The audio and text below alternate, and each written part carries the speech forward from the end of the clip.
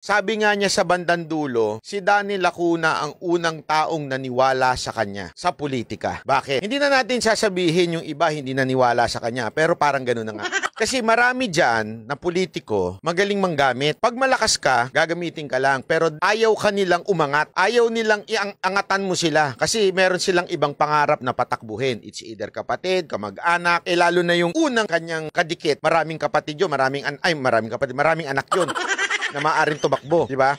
So, ang naniwala sa kanya ay si Danny Lacuna sa madaling salita. So, yun ang siya ang ginawang vice mayor at nanalo diyan si Yorme bilang vice mayor, di ba? Yun yung istorya ho nun. Alam mo, nakakatuwa lang din. Ito, para na rin ito kay, hindi ko man naabutan. I mean, yung talagang buong istorya ni Danny Lacuna. Pero dahil nga sa kwento ni Yorme, nakakatuwa. Kasi isipin nyo ito hindi natin alam. O maaaring hindi rin alam ni Danny Lacuna. O I don't know kung alam niya o hindi niya alam. Pero hindi niya siguro alam na kung ano ang mangyayari dito kay Yorme. Pero naniwala siya. And we all know, sa tingin ko, everyone would agree with me. Even yung ibang kalaban ni Yorme nung presidential ball, maniniwala at masasabi nilang totoo tong sinasabi ko, na si Yorme ang naging pinakamagaling na mayor ng Maynila. Sigurado ko yan. Marami mag-a-attest niyan. Si Yorme ang pinakamagaling na mayor ng Maynila at pinakamabilis kumilos. Kaya nga, nung naging mayor siya, natalo man siyang tumakbo siyang presidente. But don't ever forget, lahat ng batang Manileño ay nanalo. Lahat ng mga kaalyado niya doon sa lugar nila. Ang sabi niya nga, for the first time, hindi man nakita ni Danny Lacuna yon. Ewan ko kung nakita o I think nakita kasi nabutan siguro. Pero first time yon na nanalo yung buong partido nila. Anong ibig sabihin nun? Masaya ang mga taga Maynila sa pamamalakad ni Yorme. Ganun lang kasimple ho yun. So we would consider Yorme was the best mayor of Manila. Maybe not